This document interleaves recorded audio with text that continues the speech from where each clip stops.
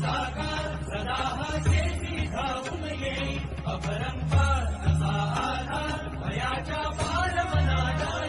स्वामी समर्थ. दंडवत आणि प्रणाम. मी रेखा जगदंबे. माझ्या YouTube चॅनलमध्ये मी तुमचं अगदी मनापासून स्वागत करते आणि आजचा दिवस तुमचा शुभ जाओ अशी महाराजांच्या चरणी प्रार्थना करते आणि याच्या आपल्या नवीन विषयाला मी सुरुवात करते. तर मैत्रिणींनो, गुढीपाडवा जवळच आलेला आहे. 19 मार्च 2026 रोजी गुढीपाडवा आहे.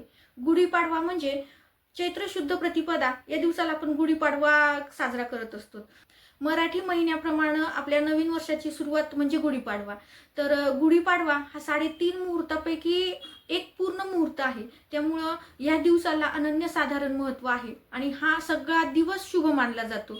एरवी जेव्हा आपण पंचांग पाहतो कुठल्याही कामासाठी तर त्यावेळेस आपल्याला मुहूर्त शोधावा लागतो, परंतु गुढीपाडवा हा दिवस असा आहे की दिवसभर आपल्याला मुहूर्त पाहण्याची गरज नसते, कारण हा पूर्ण दिवसच शुभ असतो. त्यामुळं ह्या दिवसाला खूप महत्त्व आहे. तर ह्या गुढीपाडव्याचं औचित्य साधून आपल्याला घरामध्ये एक अशी वस्तू आणायची आहे की ज्या वस्तूमुळं आपल्यावरती किंवा आपल्या घरावरती त्याचे सकारात्मक बदल आपल्याला पाहायला भेटतात. तर काही गोष्टी अशा आहेत की त्या गोष्टी जर आपण खरेदी केल्या किंवा त्या गोष्टी जर आपल्या घरात राहिल्या तर निश्चितच आपल्यावरती त्याचे शुभ परिणाम आपल्याला पाहायला भेटत असतात. म्हणून काही गोष्टींची आपल्याला खरेदी करायची असते. जर तुमच्याकडे ह्या गोष्टी, ज्या गोष्टी मी सांगणार आहे त्या गोष्टी तुमच्याकडे असतील तर निश्चित त्याच्यावरती तुम्ही सेवा करा, कारण तुम्हाला नव्याने खरेदी करायची गरज नाही. कारण आपण ज्या काही देवासाठी किंवा घरासाठी ज्या काही वस्तू घेतो किंवा शक्यतोपर्यंत देवघरामधल्या ज्या काही वस्तू आपण खरेदी करत असतो त्या आपल्याला काही वारंवार खरेदी कराव्या लागतात असं नाही. एकदाच खरेदी केली की आपल्याला त्या जवळपास पिढ्यानपिढ्या जातात म्हणायला पण काही हरकत नाही. पण आपली पिढी आणि दुसरी पिढी आरामात त्यावरती सेवा करू शकतात. एवढा कालावधी तरी आपल्याला ते पुन्हा पुन्हा नव्याने खरेदी करण्याची गरज नसते. पण खूप खर्च करतो, परंतु काही देवाच्या वस्तू खरेदी करताना किंवा काही घरातल्या महत्त्वाच्या सेवेच्या वस्तू घेताना आपण थोडीशी बारकाई करतो. किंवा आपण बारकाई करतो म्हणण्यापेक्षा ज्या वर्किंग वुमेन आहेत, ज्या स्वतः कमाई करू शकतात तर त्या खरेदी करू शकतात. परंतु ज्या महिला गृहिणी आहेत त्यांना घरच्यांना मागून घ्यावं लागतं ना. अशा वेळेस घरचे प्रत्येक वेळेस पैसे द्यायला नकार देत असतात. त्यामुळं या वस्तू घरात खरेदी करायचंच राहून जातं. परंतु शक्यतोपर्यंत या वस्तू आपल्या घरात असायला हव्यात आणि ह्या पाडव्याचं निमित्त साधून तुम्ही त्या निश्चितच खरेदी करा. एखादी साडी कमी घ्या, एखाद्या हॉटेलला जाणं एक वेळेस बंद करा, कारण या खर्चामधून आपल्या या वस्तू एकदा खरेदी केल्या की वारंवार त्या आपल्याला कराव्या लागणार नाहीत. त्यामुळे एकदाच तुम्ही खरेदी करू शकता. निश्चित या दिवसाचं औचित्य साधून तुम्ही त्या खरेदी कराव्यात, कारण तुम्ही स्वतः ज्यांच्या घरामध्ये या वस्तू आहेत त्यांच्या घरामध्ये एक सकारात्मक बदल त्यांनी पाहिलेले त्यांना जाणवतात. परंतु ज्यांच्या घरामध्ये या वस्तू नाहीत तर त्यांनी या वस्तू पाडव्याचं निमित्त साधून खरेदी करा आणि त्याचे सकारात्मक काय बदल होतील ते तुम्ही स्वतःच अनुभवा. कारण आपण स्वतः अनुभव घेतल्याशिवाय आपण इतरांना काही गोष्टी सांगू शकत नाही. त्यामुळं मी स्वतः अनुभव घ्या. तर ह्या गुढीपाडव्याचं औचित्य साधून म्हणजे आपण ह्या पाडव्याच्या दिवशी खूप जण मोठमोठ्या खरेद्या करत असतात. मग प्लॉट खरेदी असो, घर खरेदी असो, गाडी खरेदी असो, सोनं खरेदी असो, कारण या दिवशी जे काही आपण खरेदी केलेलं असते ते लयाला जात नाही असं म्हणतात. कारण आपण इतर वेळी मुहूर्त न पाहता घेतलेल्या काही गोष्टी जर आपण घेतल्या तर अडचणीचा काळ आल्यानंतर ते आपल्याला विकण्याची वेळ येते. परंतु या काही शुभ मुहूर्तावर जर आपण अशा काही गोष्टी खरेदी केल्या तर त्या लयाला जात नाहीत, कधीही आपल्याला त्या विकाव्या लागत नाहीत असं म्हटलं जातं. त्यामुळं या दिवसाचं औचित्य साधून आपल्याला खूप काही खरेदी करणं शक्य नसेल. सोन्याचे भाव तर गगनाला गेलेले आहेत, त्यामुळे प्रत्येक जणच खरेदी करू शकतो असं नाही. परंतु जी लोक अर्धा ग्रॅम 1 ग्रॅम काहीतरी म्हणजे तुम्हाला कमी जास्त प्रमाणात खरेदी करणं शक्य असेल तर आवर्जून तुम्हाला जसं जमेल त्या पद्धतीनं तुम्ही या दिवशी सोनं खरेदी करा. कारण या दिवशी घेतलेलं सोनं कधीही आपल्याला मोडायची वेळ येत नाही. त्यामुळं निश्चितच अशा दिवसाचं औचित्य साधून काहीतरी खूप जरी झालं नाही तरी अर्धा ग्रॅम का होईना तर या दिवशी सोन्याची खरेदी करायची असते. जर शक्य असेल तर तुम्ही निश्चित सोन्याची खरेदी करू शकता.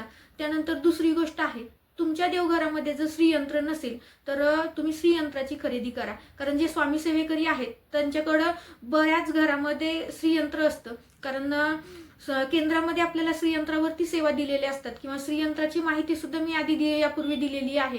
कारण ज्या घरामध्ये श्रीयंत्र असतं त्या घरात माता लक्ष्मी नेहमी विराजलेली असते. कारण श्रीयंत्र म्हणजे माता लक्ष्मीचं आसन आहे आणि ज्या ठिकाणी आसन आहे त्या ठिकाणी माता लक्ष्मी विराजण्यासाठी येणारच. त्यामुळं श्रीयंत्राला सुद्धा अनन्यसाधारण महत्त्व आहे. त्यामुळं लक्ष्मी कुणाला नको आहे. तर लक्ष्मी आपल्या घरामध्ये नित्य वास करावी असं जर तुम्हाला वाटत असेल आणि तुमच्या घरामध्ये जर श्रीयंत्र नसेल तर निश्चित तुम्ही ह्या पाडव्याचं निमित्त साधून पाडव्याच्या पूर्वी श्रीयंत्राची खरेदी करा आणि पाडव्याच्या दिवशी तुमच्या देवघरामध्ये श्रीयंत्राची स्थापना करा. तर तुमच्या घरामध्ये तुम्हाला कधीच लक्ष्मीची कमतरता उणीव भासणार नाही. अष्टलक्ष्मी तुमच्या घरामध्ये नित्य वास करतील. त्यासोबत तिसरी वस्तू आहे कमलगठ्ठ्याची माळ.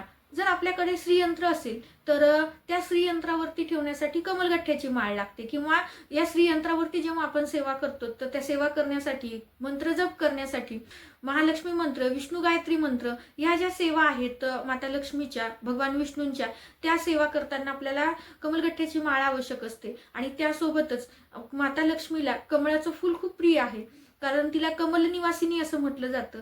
तर तिला आपण दररोज कमळाचं फूल वाहू शकत नाही. तर हे कमळापासून जे कमलगठ्ठ्याची माळ बनलेली असते तर ही कमलगठ्ठ्याची माळ जर आपण माता लक्ष्मीला अर्पण केली तर निश्चित आपण एक फूल माता लक्ष्मीला अर्पण केल्यासारखं होतं. त्यामुळं एक श्रीयंत्र जर तुमच्याकडे असेल परंतु कमलगठ्ठ्याची माळ नसेल तर तुम्ही निश्चित कमलगठ्ठ्याची माळ खरेदी करा आणि ती कमलगठ्ठ्याची माळ श्रीयंत्रावरती आपल्याला ठेवायची आहे. या पद्धतीने श्रीयंत्रावरती ती आपल्याला माळ ठेवायची असते. त्यानंतर जर तुमच्याकडे श्रीयंत्र आहे, कमलगठ्ठ्याची माळ सुद्धा आहे, तर अशा वेळेस आता पाडव्याचं निमित्त साधून कुठली वस्तू घ्यायची तर ती आहे देवघरातली तो रुद्रयंत्र, ज्याला महामृत्युंजय यंत्र सुद्धा म्हणतात. ज्या घरामध्ये रुद्रयंत्र असतं त्या घरामध्ये एक खूप म्हणजे दीर्घकाळ आजार पण टिकत नाही किंवा अपमृत्यूचं आपल्याला भय राहत नाही. त्यामुळं आपल्या घरामध्ये एक रुद्रयंत्र असायला हवं कारण रुद्रावरती सुद्धा आपण श्रावणामध्ये खूप मोठ्या प्रमाणात सेवा आपल्याला करायला भेटतात. त्यामुळं निश्चितच आपल्या देवघरामध्ये रुद्रयंत्र खरेदी तुम्ही करू शकता. जर तुमच्याकडे श्रीयंत्र आहे, रुद्रयंत्र आहे आणि कुबेर यंत्र जर नसेल तर निश्चित तुम्ही कुबेर यंत्राची सुद्धा स्थापना करू शकता. कारण कुबेर यंत्र आपण दिवाळीमध्ये सेवा करतो किंवा त्यासोबतच आपण कोजागिरी पौर्णिमेला सुद्धा कुबेरांची पूजा करत असतो. कुबेराची मूर्ती देवघरामध्ये ठेवू शकत नाही परंतु कुबेर यंत्र आपल्या देवघरात असायला हवं कारण कुबेर हे धनाची देवता आहे आणि धनाची देवता ज्या घरामध्ये आहे त्या घरामध्ये कशाचीच उणीव भासत नाही. त्यामुळे निश्चितच तुमच्या देवघरामध्ये कुबेर यंत्र नसेल तर कुबेर यंत्राची स्थापना तुम्ही पाडव्याचं निमित्त साधून करू शकता. परंतु ही सगळी यंत्र तुम्ही तुमच्या घरामध्ये आहेत त्याच्यावरती जर तुम्ही सेवा करत नसाल तर निश्चित ते फलदायी यंत्र ठरत नाहीत. तर ह्याच्यावरती वारंवार सेवा कराव्या लागतात. जसं एखादं यंत्र आपल्या घरामध्ये असेल किंवा एखादी गाडी तुमच्याकडे आहे तर त्यामध्ये पेट्रोल भरल्याशिवाय ती गाडी तुम्हाला वापरता येत नाही. त्याच पद्धतीनं आपल्याला सुद्धा या यंत्राला सुद्धा फ्यूल द्यावं लागतं किंवा तेल द्यावं लागतं किंवा पेट्रोल द्यावं लागतं म्हणा. कारण ते एक सेवेच्या स्वरूपामध्ये जर या यंत्रांवरती जर आपण सेवा वारंवार करत राहिलो तर ते यंत्र कार्यरत राहतात. त्यामुळे आपल्याला सेवा सुद्धा तेवढ्याच महत्त्वाच्या आहेत. फक्त दिवसाचं औचित्य साधून ते आपल्या देवघरात स्थापन करू नका तर याच्यावरती सेवा सुद्धा तुम्हाला करणं अनिवार्य आहे. जर त्या तुम्हाला निश्चित फलदायी ठराव्यात असं वाटत असेल, त्याचे सकारात्मक बदल तुम्हाला पाहायचे असतील तर त्याच्यावरती सेवा सुद्धा तेवढ्याच महत्त्वाच्या आहेत. परंतु काही दिवसांचं औचित्य साधून जर आपण त्या खरेदी केल्या आणि आपल्या देवघरामध्ये स्थापन केल्या तर निश्चित आपल्या सेवेला सुद्धा सुरुवात होते. म्हणून ह्या दिवसांचं औचित्य साधून ते आपल्याला आपल्या देवघरात स्थापन करायचे आहेत किंवा त्या दिवसाचं औचित्य साधून त्या स्थापन करण्यापूर्वी आपल्याला या गोष्टींची खरेदी करायची आहे.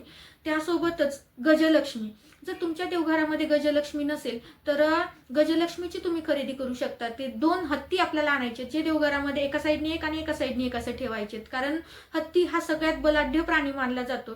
त्यामुळं असं मानलं जातं की आपल्या देवघरामध्ये जर गजलक्ष्मी असेल तर आपल्यावरती कितीही बलाढ्य संकट आली तर ते संकट पेलण्याची ताकद जशी हत्तीमध्ये असते तसंच बळ आपल्यामध्ये सुद्धा यावं. त्यामुळं गजलक्ष्मी सुद्धा आपल्या घरात असायला हवी. हत्तीला सुद्धा गजलक्ष्मी म्हणून पूजा करत असतो. म्हणून या वस्तूची खरेदी पाडव्याचं औचित्य साधून तुम्ही करू शकता. त्यासोबत आपल्या आता पाडवा म्हटलं की आपण दाराला तोरण लावतो तर दाराला तोरण खरेदी करताना फुलं पानांचं प्लास्टिकचं न खरेदी करता तर तुम्ही कवड्यांचं तोरण खरेदी करा. कारण कवड्या या माता लक्ष्मीला खूप प्रिय आहेत आणि नकारात्मकता त्याच मोठ्या प्रमाणात शोषून घेतात. बाहेरून येणारा व्यक्ती कितीही नकारात्मक विचारांचा असला, कितीही तुमच्याबद्दल जरी वाईट विचार करणारा असला तरी सुद्धा तो आपल्या घरात जेव्हा प्रवेश करतो त्या कवड्या तर प्रवेशद्वारावरच्या ज्या कवड्या असतात त्यातली सगळी नकारात्मकता शोषून घेतात आणि तुमच्या घरामध्ये शुद्ध प्युअर माणूस घरामध्ये प्रवेश करतो. त्यामुळं त्याचा प्रभाव तुमच्या घरावरती, त्याच्यातली नकारात्मकता तुमच्या घरामध्ये पसरणार नाही. त्यामुळं दारावरती आपल्याला कवड्यांचं तोरण खरेदी करायचं आहे. जर तुमच्याकडे असेल तर ते तुम्ही स्वच्छ करून पाडव्याच्या दिवशी लावा, आणि जर तुमच्याकडे नसेल, तुम्हाला नव्याने खरेदी करायचं असेल, तर अशा वेळेस तुम्ही इतर तोरणं मार्केटमध्ये वेगवेगळ्या प्रकारची तोरणं भेटतात, तर इतर कोणतीही तोरणं घेण्याच्या ऐवजी तुम्ही कवड्यांचं तोरण घ्या, किंवा तुम्ही रुद्राक्षाचं तोरण घेतलं तरीही चालतं. पण कवड्या या माता लक्ष्मीला प्रिय आहेत, त्या माता लक्ष्मीला आकृष्ट करतात, नकारात्मकता बाहेर टाकतात. त्याच पद्धतीनं रुद्राक्ष सुद्धा बाहेरची नकारात्मकता आपल्या घरात प्रवेश करू देत नाही. त्या तुम्ही रुद्राक्षाचं तोरण घेतलं तरीही चालतं. मग तुम्हाला जे भेटेल, रुद्राक्षाचं तोरण भेटलं तर रुद्राक्षाचा आणा, तुम्हाला किंवा कवड्यांचं तोरण भेटलं तर तुम्ही कवड्यांच्या तोरणाची खरेदी करा. या दिवसांचं औचित्य साधून अशा काही छोट्या मोठ्या गोष्टी ह्या आपल्याला खरेदी करायच्या आहेत. या आपल्याला पाडव्याच्या पूर्वी खरेदी करायच्या, जेणेकरून पाडव्याच्या दिवशी त्या आपल्या देवघरामध्ये आपल्याला स्थापन करता याव्यात, किंवा त्या देवघर आपल्या घरामध्ये राहाव्यात. यासाठी आपल्याला या सगळ्या वस्तू जर तुमच्याकडे असतील तर त्या दिवशी त्याच्यावरती तुम्ही सेवा करा. आणि ह्यातल्या जर कुठल्या गोष्टी नसतील तर निश्चितच पाडव्याचं औचित्य साधून पाडव्याच्या पूर्वी या गोष्टींची खरेदी करा. आणि यातली कुठलीच गोष्ट तुमच्याकडे नसेल तर यातली कमीत कमी एक तरी गोष्ट तुम्ही खरेदी करा. कारण खूप खर्च आपला वायफळ खर्च होतो. त्या वायफळ खर्चांचा जर विचार केला तर त्यातून ही एकदा वस्तू घेतली की ही नेहमीसाठी आपल्या देवघरात राहून जाते. त्यामुळे पैशाचा विचार न करता सगळ्याच गोष्टी जरी जमल्या नाही तरी यथाशक्ती एखादी तरी वस्तू पाडव्याचं औचित्य साधून तुम्ही खरेदी करा. तर नित्य तुम्हाला तुमच्या घरामध्ये त्या वस्तू आणल्यानंतरचे सकारात्मक बदल पाहायला भेटतील. दिलेली माहिती साधी सोपीच आहे, पण खूप महत्त्वाची आहे. आवडली असेल तर लाईक करा, शेअर करा, आणि आपल्या चॅनलवरती जर नवीन असाल तर चॅनलला सबस्क्राईब करायला मात्र विसरू नका. श्री स्वामी समर्थ. दंडवत आणि प्रणाम.